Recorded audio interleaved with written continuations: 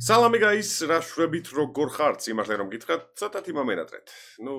ესე ცოტათი არა, ესე ცოტათი. მოკლედ, დღევანდელ ვიდეოში მინდა განვიხილო ერთი საკმაოდ საინტერესო წიგნი, რომელსაც ქვია ატომური ჩვევები. გულწრფელი ვიქნები, მანამ სანამ განხილვაზე გადავალ, ზოგადად ბიზნეს ლიტერატურა, რაღაც შეჭამე ბაყაყი, დიდარი მამა, ღარიბი მამა და მსგავსი რაღაცეები დიდად არ მიყვარს. არ ვიცი რატომ, მაგრამ რატომღაც რაღაცნაირად სკეპტიკურად ვარ ხოლმე განწყობილი ბიზნეს ლიტერატურის მიმართ. მაგრამ ეს წიგნი საახალწლო საჩუქარი იყო და შესაბამისად გადავწყვიტე რომ წამეკითხა, მომენიშნა რაღაცეები, რაც ვფიქრობ რომ თქვენთვისაც საინტერესო იქნებოდა და მოკლედ რაღაცა წიგნის მოკლე მიმოხილვა გამეკეთებინა. შეგახსენებთ წიგნს არა და წიგნს ქვია ატომური ჩვევები, ავტორი არის ჯეიმს კლიარი, ვიცი რომ დამირორებულია კამერა, მაგრამ მე gar შეიმჩნიოთ და მოკლედ let's go. წიგნის ავტორის პატარა პრეისტორიით იწყება თავად წიგნის მთავარი შინაარსი, ავტორს საკმაოდ სერიოზული სახის ტრავმა მოუვა, ბეისბოლის თამაშის დროს ბიტა მოხდება სახეში, დაელეწება მთელი სახის ძვლები, თვალი ამოუვარდება ბუდიდან, ოღონდ მართლა, არაფერს არ ვამეტებ, სრული სერიოზულობით ყვები და კომაში რო ჩავარდება და კომიდან რო გამოვა, მერე მოკლედ თავისი საკუთარი ცხოვრების სტილის შეცვლას მოინდომებს და იმისთვის რომ საკუთარი ცხოვრება კარგად შეცვალოს, უკეთესობისკენ შეცვალოს, დაიწყებს ჩვევებსა და წესებზე იმ რაღაცეებზე დაკვირვებას, რასაც ადამიანები ყოველდღიურად ვიმეორებთ და ოღონდ არა იმიტომ რომ რაღაცები გაიმეოროს, არამედ იმიტომ რომ შეისწავლოს ის თუ რა არის ჩვევა, რატომ აქვს ადამიანს ესა თუ ის კონკრეტული ჩვევები და ზოგადად როგორ გამოიმუშავებს ტვინი ჩვევას.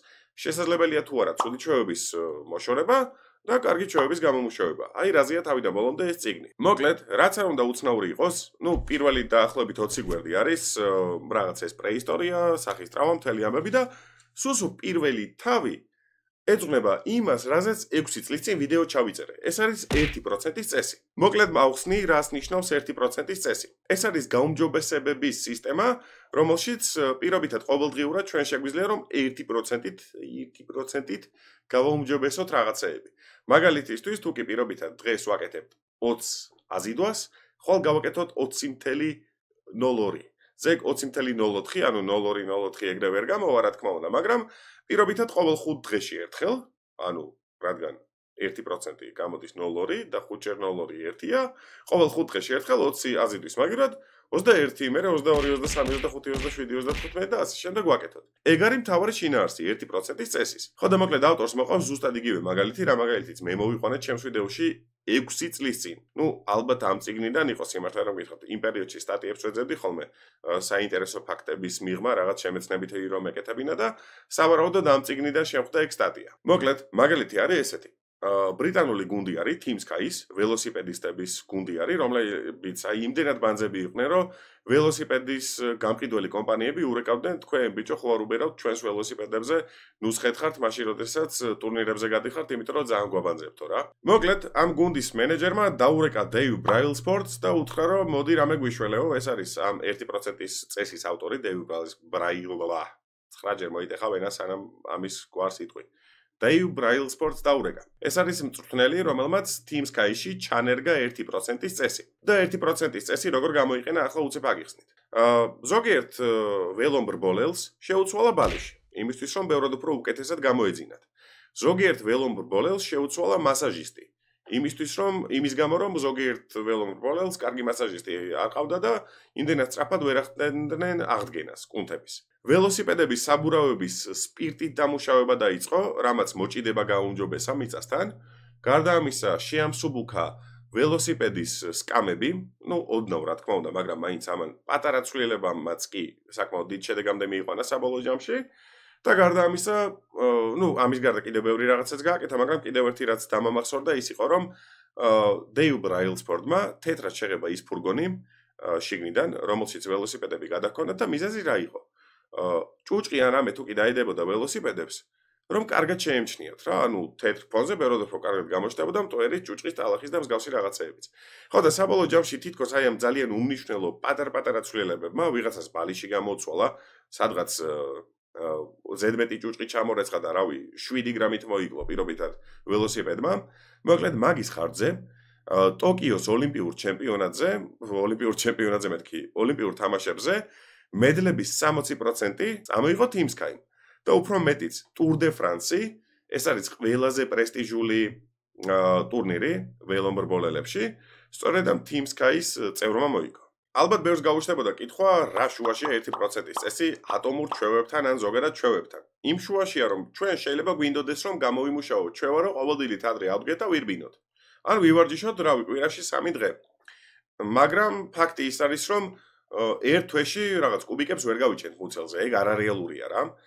ჩვენ უბრალოდ ვერ ვამჩნევთ ხოლმე 1%-იან გაუმჯობესებებს, თუნდაც იმ ფაქტს ვერ ვამჩნევთ, რომ პირობითად თუ კი აქამდე ვაკეთებდით 20 აზიდვას, ახლა ვაკეთებთ 23-ს. მიუხედავად იმისა, რომ ჯერ სულ რაღაც 3 კვირაა, რაც დავიწყეთ ვარჯიში რა. იმ 3 აზიდვას უკვე ისე უყურებთ რა, აი დიდი ამბავი, თითქოს არაფერი მიღწევა არაა, მაგრამ რეალურად ეგეც მიღწევა არის და ეგ პატარ-პატარა მიღწევები არის ერთმანეთს რომ ემატება ხოლმე რა.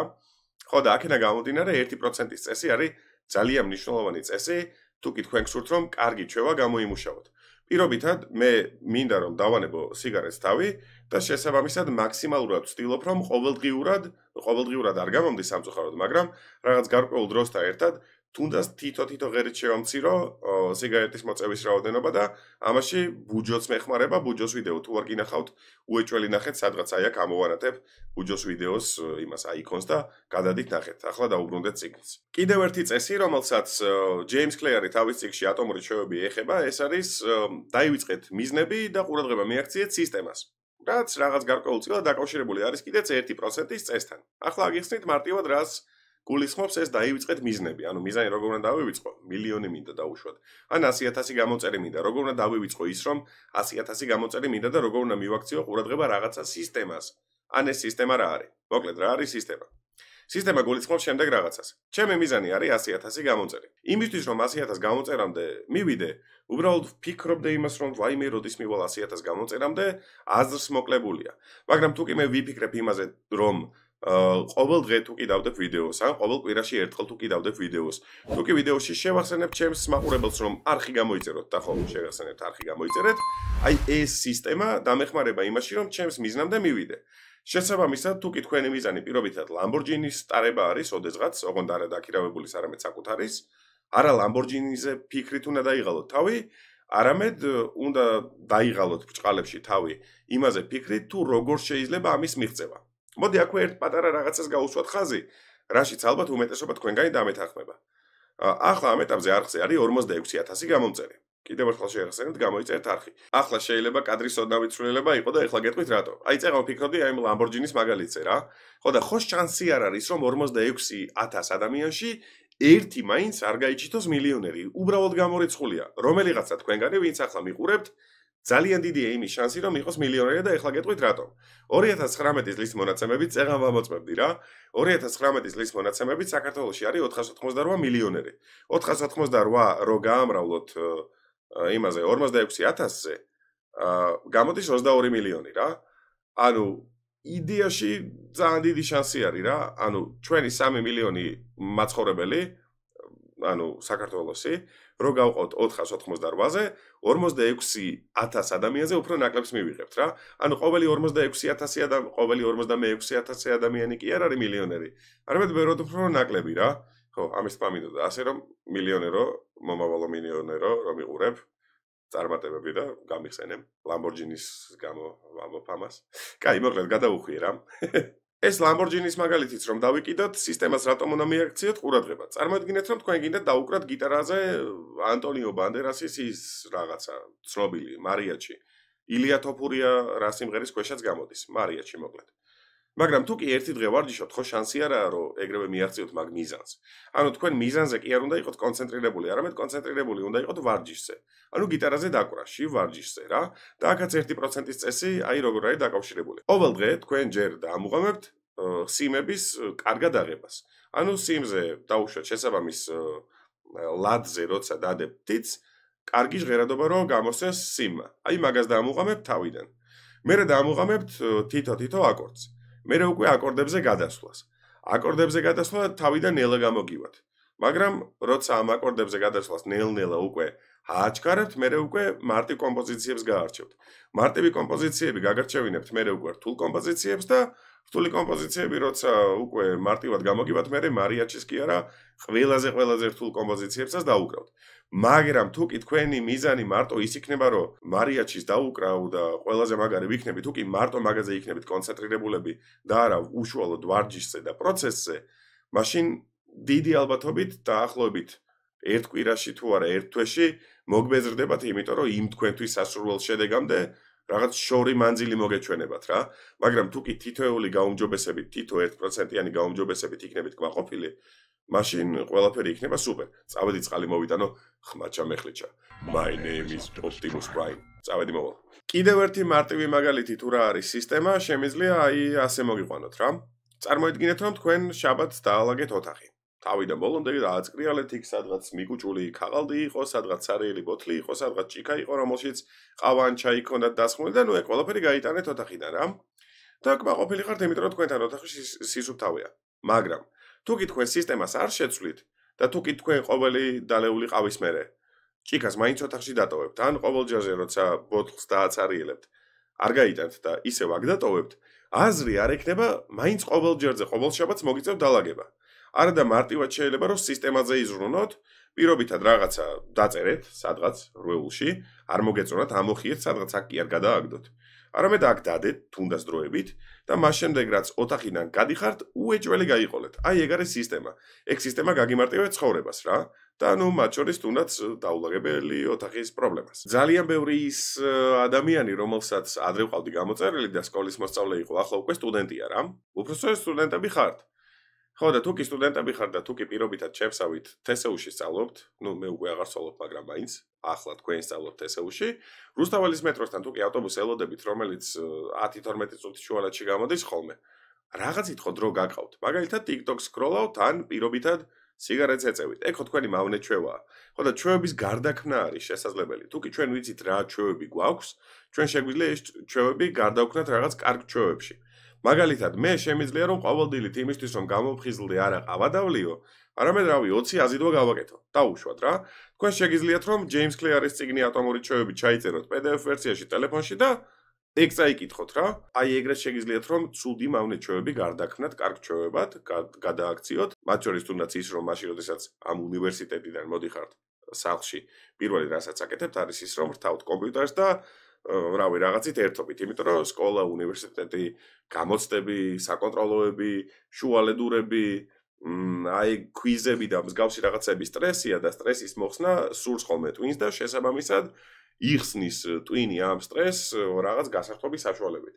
ხო და ეგ გასართობის საშუალება, გასართობს საშუალებად უпроსწორად, შეგვიძლია რომ გადავაქციოთ რაღაცა კარგი ჩვევა. და აი მაგას უნდა მიაქციოთ ყურადღება და მაგ ყველაფერს დაგეხმარებათ ეს წიგნი ატომური ჩვევები. მოკლედ არ ვიცი სიმართლე რომ გითხრათ, რამდენად კარგად გამომივიდა ამ წიგნის განხილვა. რა თქმა უნდა, თავიდან ბოლომდე არ განმიხილავს, ნახევრამდეც კი არ ჩავსულვარ გულისხმობ შინაარსობრივად რა. თორე თქვენ რო წაიკითხავთ, ბევრად უფრო მეტი მაგალითი შეხვდებათ, ბევრად უფრო მაგარი დეტალები, ბევრად უფრო საინტერესო და აი კარგად დამუღამებული ხაზგასმული რაღაცები დახვდებათ ამ წიგნში. გირჩევთ წაიკითხეთ, კიდევ ერთხელ გავიმეორებ, ზოგადად მსგავსი ლიტერატურის დიდ მოყვარული არ ვარ, მაგრამ მე პირადად მაგრად მესიამონა ეს წიგნი, გირჩევთ თქვენ წაიკითხეთ და მოდი ესეთი რუბრიკა მოვიფიქროთ, ერთი თუ ერთი წიგნი და ყოველთვიურად, ყოველი თვის ან ბოლოს ან თვის დასაწყისში დავდებ ხოლმე ვიდეოს იმაზე, თუ რა წიგნები წავიკითხე და რომელი მომეწონა ყველაზე მეტად და მაგ წიგნების მერე უკვე განხილვას დავიწყებ ხოლმე. სულ ეს იყო დროებით, მაინერა იყო თქვენთან ერთად. გამოიწერეთ არხი და ლაიქეთ ვიდეო, აბაჰეთ და აბაჰოთ. Peace. Dave Brailsford. საჯი მეთქი. Fuck. ტრენერი ქართულად როგორა? ბიჭო, ტრენერი არის რუსული სიტყვა. აი, იყოს რუსული სიტყვა მე რა, კაი ადმინა. მაგის დედას, გადამივლით მერე ზე. სკლეროს რა უთხარი მე. წუთნელი.